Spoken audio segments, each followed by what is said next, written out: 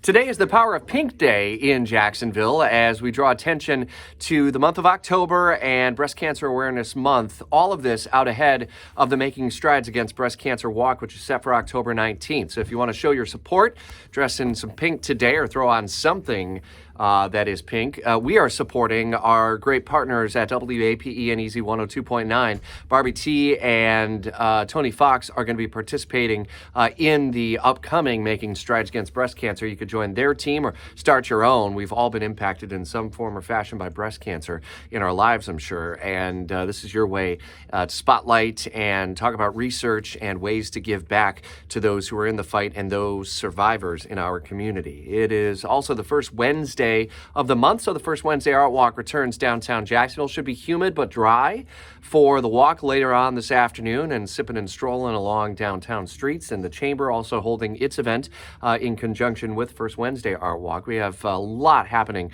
over the next several days, and a pattern shift in our weather will mean less heat. Still going to be humid.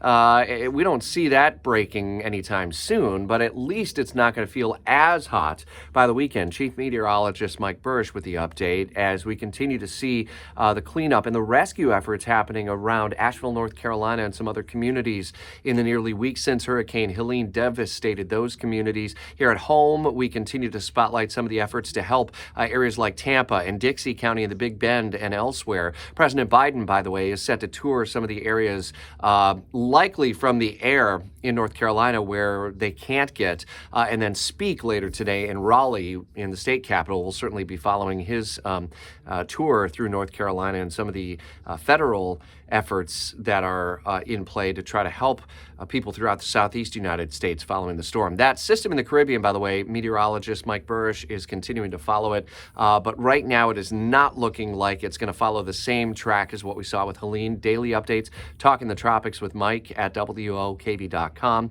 And in our app. The ink is still drying on the Florida Blue Baptist Health Jacksonville deal. We're working to try to understand with better clarity what it's going to mean for Florida Blue members and those who choose Baptist and Wolfson Children's Hospital for care. As we learn more, we'll certainly update you. And Duval Schools making a first decision in a pretty lengthy process that ultimately could lead to disruption beginning next school year for at least 6 elementary schools and more. We're diving deeper into that story at WOKV.com. A lot happening throughout Northeast Florida and at WOKV on 104.5 FM. We're covering all of it for you throughout Jacksonville's morning news.